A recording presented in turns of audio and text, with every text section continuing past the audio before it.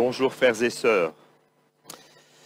Du côté de la vraie vie, voilà le thème de mon message aujourd'hui. Du côté de la vraie vie. C'est le slogan d'une chaîne de supermarchés en Belgique, les magasins Delhaize-le-Lion. Et donc, à chaque magasin Delhaize-le-Lion, vous voyez ça, du côté de la vraie vie. C'est un mensonge. Vous le pensez bien. Comme souvent les paroles d'hommes, comme souvent les promesses en l'air que nous pouvons faire. Par contre, quand Dieu nous le dit, c'est vrai. Et nous faisons bien de le prendre au mot, de le croire et d'y aller, parce que ça change tout du côté de la vraie vie. Dimanche passé, Aurélie nous l'a rappelé, nous avons fêté, nous avons rappelé la Pentecôte. Et 10 jours avant, c'était l'Ascension. Et je me pose la question, que signifie encore ces fêtes pour nous aujourd'hui? Sinon, peut-être quelques jours de congé, le retour du printemps, des cultures, ça pousse dans mon jardin, c'est incroyable. Au mieux, une tradition chrétienne sans vie. Et pourtant, si vous voulez booster votre foi, croyez les paroles de Jésus. Rien que dans l'évangile de Jean, 22 fois, il dit « En vérité, je vous le dis, c'est vrai de vrai, c'est juste, amen, amen. » Et Jésus n'était ni fabulateur, ni menteur. Quand il a dit quelque chose, prenons-le au sérieux. Et justement, concernant son ascension et concernant la Pentecôte, il nous dit beaucoup de choses. Dans les chapitres 14 à 17 de l'évangile de Jean, vous entendez ceci. C'est vrai, c'est votre avantage que je m'en aille vers le Père. C'est un plus pour vous que je monte vers mon Père. Je veux que là où je suis, vous y soyez aussi. Je veux que vous y contempliez ma gloire. Je veux vous prendre avec moi. Je veux vivre en vous. 4 fois, il nous dit, je veux. C'est mon objectif, c'est mon but pour votre vie. Je reviendrai et vous me verrez à l'œuvre. Comptez sur moi, c'est pas fini. Je vais vous préparer une place. Et quand il nous dit ça, c'est pas seulement pour après notre mort, c'est aussi la place qu'il nous réserve pendant notre vie ici, parce qu'il a un projet pour nos vies. Je vais vous préparer une place et je vous prendrai avec moi. Si vous demeurez en moi, comme notre frère nous l'a rappelé, avec la belle image du cep et des sarments. Si vous demeurez en moi, si vous demeurez dans mon amour, si vous demeurez dans ma parole, je ne vous laisserai pas orphelin. Vous ne serez pas tout seul. Je viendrai vers vous. Je prierai mon Père et nous viendrons, nous ferons notre demeure chez vous.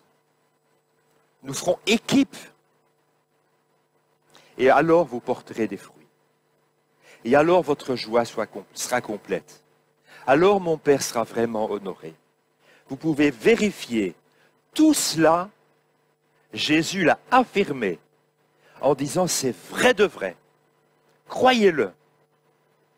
Et maintenant tu peux mettre un dernier que nous allons lire concernant l'ascension. Jean 14, versets 12 à 14. En vérité, je vous le dis, celui qui croit en moi, celui qui me croit, celui qui me fait confiance, celui qui s'appuie sur mes paroles, fera lui aussi les œuvres que moi je fais. Et il en fera de plus grandes. Pourquoi? Parce que je m'en vais vers le Père. Et tout ce que vous demanderez en mon nom, de ma part, je le ferai, afin que le Père soit glorifié dans le Fils.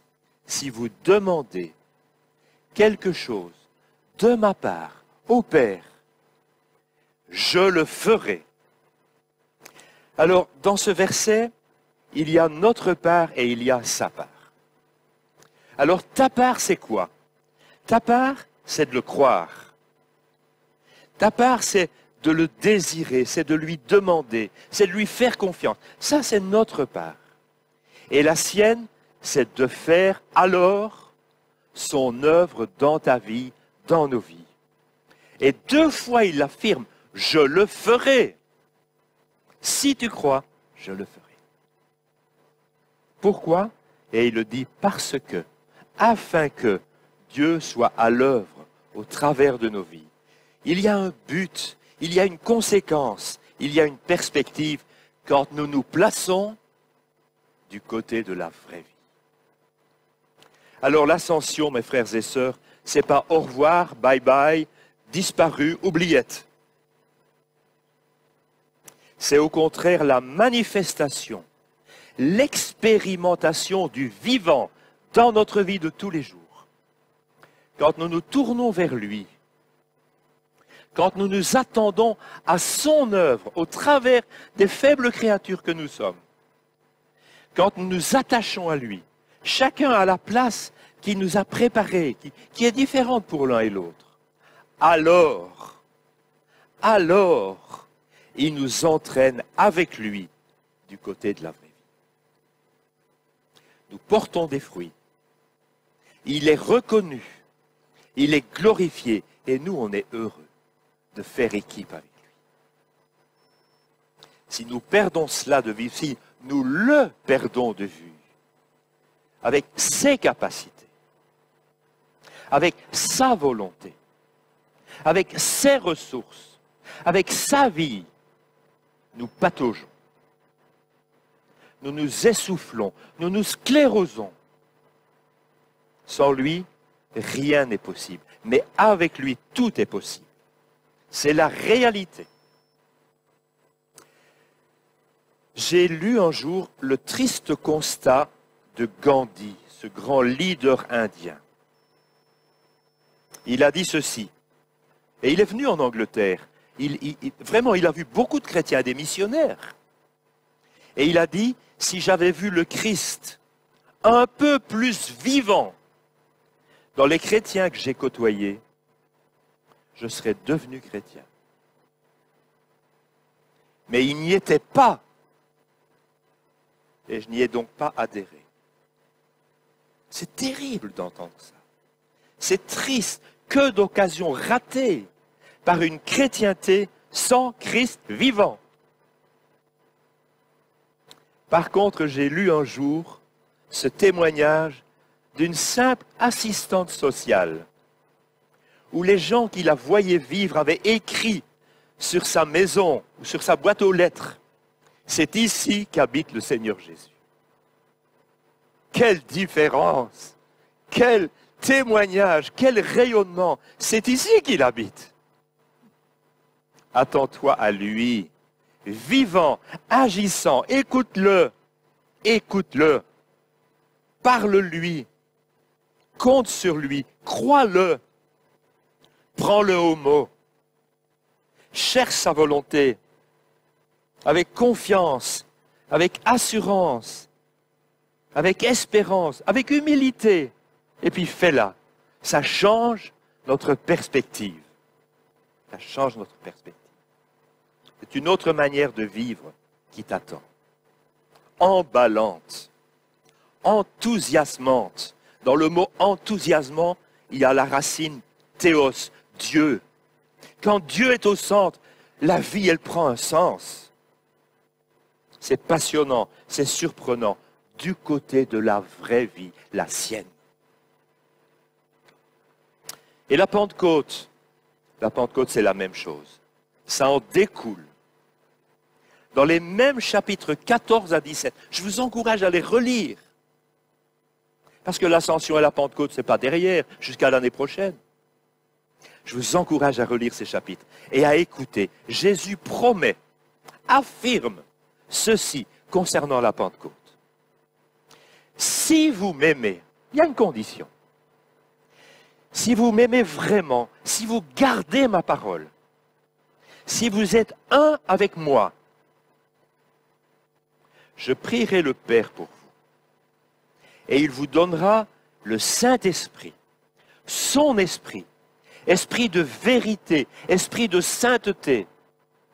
Dieu lui-même consolateur, défenseur, soutien, pour qu'il soit éternellement avec vous et en vous. Waouh! Waouh!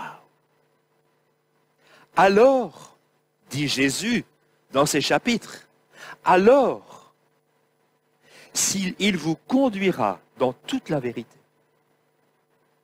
alors il vous rappellera ce que je vous ai annoncé, ce que je vous ai enseigné. Alors il vous enseignera toutes choses. Il prendra de ce qui est à moi et il vous le donnera. Il vous équipera. Et ainsi, et seulement ainsi, vous serez mes disciples. C'est vrai. Si vous avez soif de cette vie-là, Jésus dit dans Jean chapitre 7, verset 37, « Venez à moi, et buvez, croyez-moi, il y a des fleuves d'eau vive qui vont jaillir de vous. » Et il parlait de l'Esprit Saint que recevraient ceux qui croiraient en lui, qui le croiraient, qui prendraient au sérieux ses paroles et qui les graveraient dans leur vie. Ne cherchez pas ailleurs qu'auprès de Jésus cette vie. Un dernier passage, et là je fais appel à toi, Franck, qui est une promesse à ce sujet. Après avoir parlé, comme toi, du cep et des sarments, il nous dit, Jean chapitre 15, versets 26 et 27, « Quand sera venu le Consolateur, que je vous enverrai de la part du Père, l'Esprit de vérité qui provient du Père, il rendra témoignage de moi. » Les trois sont associés. Il y a le Père, il y a le Fils, il y a l'Esprit. Et le Saint-Esprit rend témoignage de ce qu'il a reçu du Père, de ce qu'il a entendu de Jésus. Et alors, vous aussi, vous me rendrez témoignage. Vous ne direz pas n'importe quoi, vous parlerez de moi. Vous me rendrez témoignage. Pourquoi ? Parce que vous êtes avec moi depuis le commencement. Quelle merveilleuse promesse. Ta part, c'est d'être avec Jésus. Cherche pas ailleurs. Ta part, c'est d'être avec Jésus. Tout simplement de l'aimer, de le croire, de le suivre, de lui obéir. Dans la vie de tous les jours. Et alors, la sienne, c'est de te donner son Esprit Saint. De te former, de t'équiper, de te oindre, de te remplir, de faire de toi son témoin. Conforme à lui. Semblable à lui dans sa manière d'aimer, dans sa manière d'agir, dans sa manière de réagir, dans sa manière de compatir, dans sa manière de servir. Tu deviens un Jésus.com. Parce que c'est son esprit en toi qui fait son œuvre. C'est son empreinte en toi. Le Père, le Fils et le Saint-Esprit unis à l'œuvre que toi tu accueilles et que tu donnes aux autres. Tout ce qui vient de lui, sa présence, sa grâce, sa vie, son témoignage. C'est ça la Pentecôte. La Pentecôte, c'est pas un truc. C'est pas un machin. En plus, pour notre gloire. C'est pas des paillettes. C'est pas pour fanfaronner. C'est pas pour nous mettre en avant. Pas du tout. C'est pas pour faire notre volonté. C'est pas pour notre bon plaisir. Parce que nous le valons bien. C'est pas pour faire semblant. C'est pas pour nous comparer aux autres. Moi je l'ai et toi tu ne l'as pas. Moi je fais ceci, toi tu ne le fais pas. C'est pas du tout ça, le Saint-Esprit. C'est pas pour avoir un pouvoir. C'est pas pour manipuler. C'est tout le contraire. C'est quand nous nous abaissons pour faire de la place au Seigneur. Quand nous confessons nos manquements, nos besoins de lui, quand nous voulons humblement marcher dans ses voies, quand nous prenons au sérieux sa parole dans notre vie de tous les jours, c'est alors que Dieu agit en nous et par nous. Que nous prenons contact, que nous changeons de perspective, que nous témoignons de quelqu'un qui est plus grand que nous et que nous sommes unis parce que c'est son esprit qui nous unit.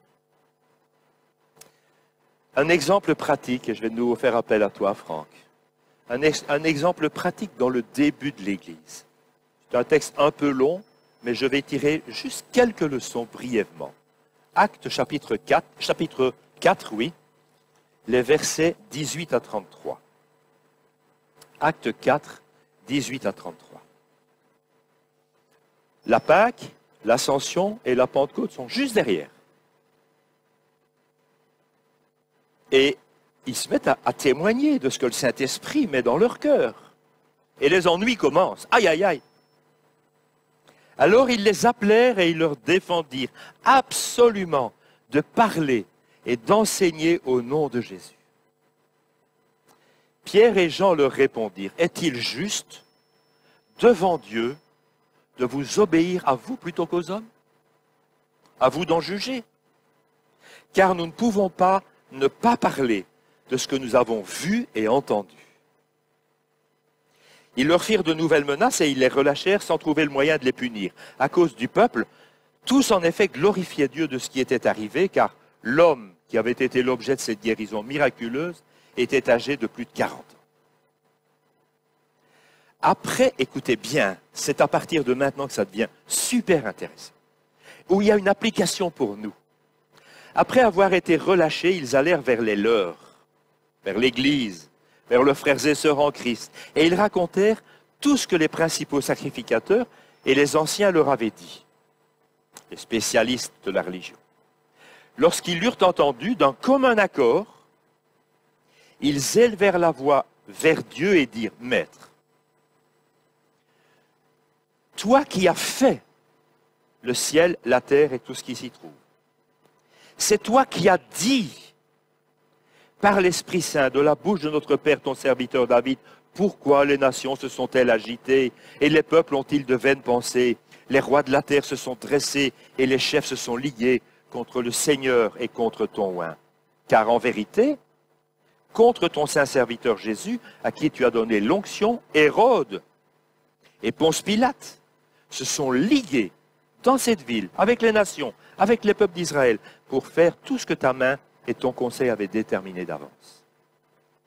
Et maintenant, Seigneur, sois attentif à leurs menaces et donne à tes serviteurs d'annoncer ta parole en toute assurance.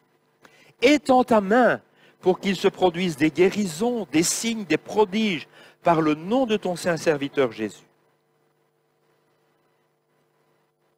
Je ne sais pas combien de temps ils ont attendu. Il est écrit, quand ils eurent prié, le lieu où ils étaient assemblés trembla. Ils furent tous remplis du Saint-Esprit et ils annonçaient la parole de Dieu avec assurance. Et j'aimerais lire les trois versets qui suivent. La multitude de ceux qui avaient cru n'était qu'un cœur et qu'une âme. Nul ne disait que ses biens lui appartenaient en propre, mais tout était commun entre eux. Avec une grande puissance, les apôtres rendaient témoignage de la résurrection du Seigneur Jésus, d'un Seigneur Jésus vivant, et une grande grâce reposait sur eux tous. Voilà des croyants comme vous et moi, des croyants comme vous et moi. Ils ont été découragés pendant un temps, ils ont été à plat, mais ils ont misé sur un Jésus vivant. Et ils ont expérimenté sa grâce, sa présence, sa vie, au point qu'ils disent, mais on l'a vu, on l'a entendu, on l'a expérimenté, vous ne pouvez pas nous retirer ça. Chemin faisant, le Saint-Esprit les a boostés. Et ils ont osé faire des pas, prendre position, parler, agir en son nom. Et ils ont vu des miracles. Le Seigneur était avec eux, comme promis, et ça se voyait, comme disait Aurélie tout à l'heure. Conséquence, Ils ont rencontré l'incompréhension, les moqueries, les menaces. Et vous les entendez prier. Ils disent pas, ah, Seigneur, on a peur de ce qui nous arrive. Fais que les circonstances changent. Fais qu'ils deviennent gentils avec nous. Ils ne prient pas comme ça. Ils disent, Seigneur, tu es, tu as fait, tu as dit, tu vois, tu entends, tu sais. Alors, donne, équipe, agis comme tu veux, quand tu veux. Nous, on fait équipe avec toi et on va continuer à aller de l'avant, on ne va pas baisser les bras, on va tenir bon. C'est ça leur prière. Combien de fois, quand nous sommes dans des situations comme ça, on crie au secours et on pleurniche? Ils n'ont pas fait ça. Ils n'ont pas demandé que les circonstances changent. Ils ont dit, Seigneur, que dans ces circonstances, avec ton aide, avec ta présence, selon tes promesses, selon ta grandeur, selon tout ce que tu es, eh bien, tu te manifestes et tu nous utilises avec nos limites. C'est alors qu'ils sont remplis du Saint-Esprit, d'assurance, d'audace, et que des miracles se produisent. Ils étaient du côté de la vraie vie. Et cela les a unis. On le voit dans les derniers versets. Et il y a une grande grâce qui repose sur eux tous. Ce ne sont plus eux qui tremblent, ce sont les murs qui tremblent. Ce sont les ennemis qui tremblent. Ce sont les obstacles qui tremblent. Mes frères et sœurs, comme c'est beau d'entendre et de lire ça, et de nous rappeler que Jésus n'a pas changé. Il est vivant, compatissant, compréhensif. Il est fidèle, il est à la hauteur pour nous faire grâce sur grâce, comme l'écrit Jean dans le début de son évangile. Il prie pour nous, il veille sur nous, il compte sur nous et il tient ses promesses. Il veut nous conduire, il veut nous équiper, il veut nous utiliser et il connaît nos situations, nos besoins, nos peurs, nos limites, nos points de vue différents parfois. Mais il peut et il veut nous rejoindre, nous encourager et nous remplir de son esprit, nous associer à son œuvre. C'est ça qui est important. Et il nous redit ce matin, crois-moi et tu verras. Jean 6, 47. Crois-moi et tu feras comme moi. Jean 14, verset 12. Demande-moi et tu recevras. Jean 16, verset 23. Et nous viendrons. Évangile de Jean, chapitre 14. C'est vrai. Vous n'avez pas soif de ça? Oh, moi, j'ai soif de ça. Sinon, la vie, franchement, elle est triste. Mais du côté de la vraie vie, waouh! Alors, qu'est-ce qui nous empêcherait, comme dit Hébreux, chapitre 12, de nous tourner vers lui?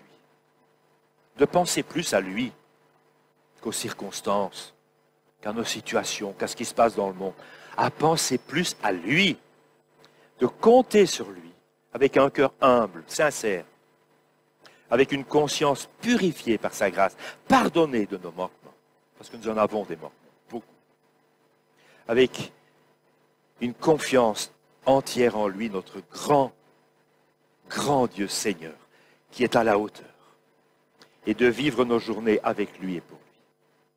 Simplement, dans la joie, dans la paix de sa présence, encouragé, fortifié par son esprit, prêt à nous laisser reprendre quand il le faut, rejoindre, enseigner, corriger, prêt à nous laisser diriger, associer, surprendre, du côté de la vraie vie. Il y a un vieux chant que vous connaissez tous, et il chante dans mon cœur. J'ai soif de ta présence, divin chef de ma foi. Dans ma faiblesse immense, que ferais-je sans toi?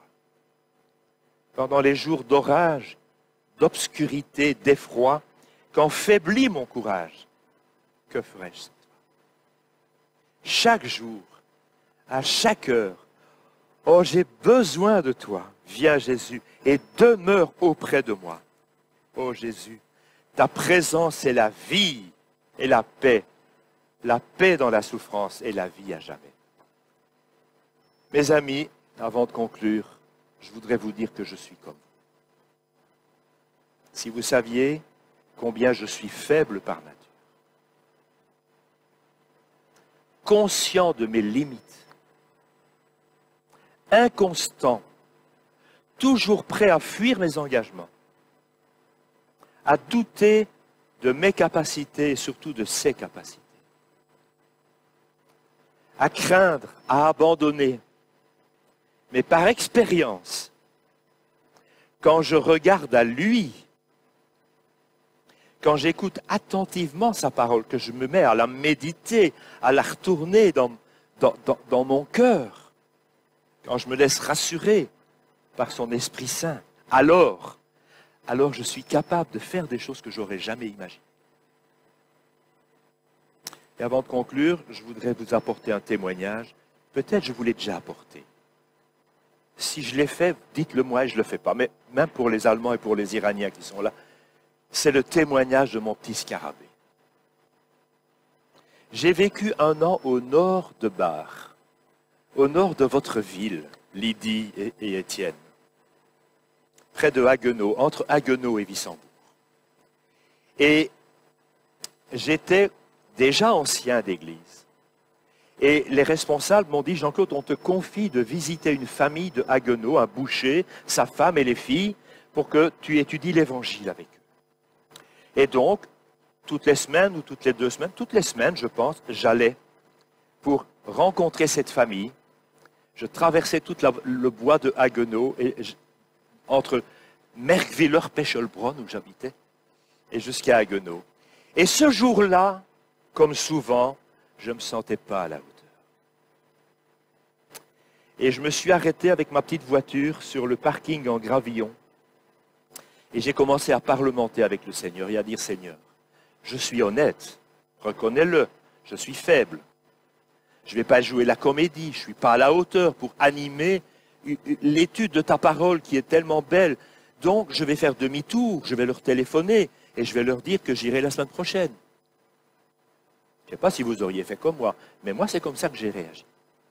Et au moment où je dis au Seigneur, je ne vais pas y aller, je vois passer devant la voiture un scarabée, comme ça. Un beau gros scarabée, bien noir, vert, luisant, qui traverse le parking devant ma voiture.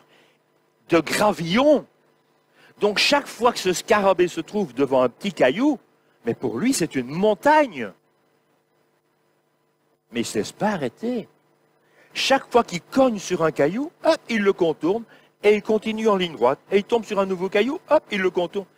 Et il a traversé tout le parking, 20 graviers, jusqu'au bord de la route. Déjà là, je me suis dit, mais qu'est-ce qu'il est courageux.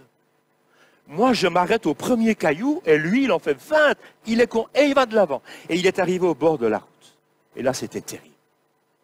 À 6h30 du soir, entre Haguenau et Strasbourg, entre Haguenau et Wissembourg, une route à 2 bandes, des voitures et des camions dans les 2 sens, et il s'est mis à traverser la route, perpendiculaire à la route, en ligne droite, il savait où il allait. Waouh! Et moi je lui ai dit, il va se faire écraser, il était à ça des roues, et puis entre les roues, et puis encore à ça des roues. En wallon, chez nous, on dit, il va se faire spotchi, il va se faire écraser. Mais il est arrivé au milieu de la route, il ne s'est pas arrêté. Le danger, il était grand, énorme. Il ne s'est jamais arrêté. De toutes ses petites pattes, il allait de l'avant. Et il est arrivé au milieu de la route. Et là, le moment le plus terrible est arrivé. Un bus dans un sens, un camion dans l'autre sens. Et je l'ai vu partir, Il allait se retrouver sur le dos. Il était incapable de se... Vous savez ce qu'il a fait? Il a plié les pattes. Il s'est collé au sol. Au point que tout ce courant d'air est passé. Et là, le Seigneur me dit, regarde, quand c'est trop dur, tu plies les genoux et tu pries. Et tu laisses passer. Et puis quand ce grand courant d'air est passé, il était toujours là au milieu de la route, je me suis dit, il va faire demi-tour. Comme moi, j'aurais fait. Non!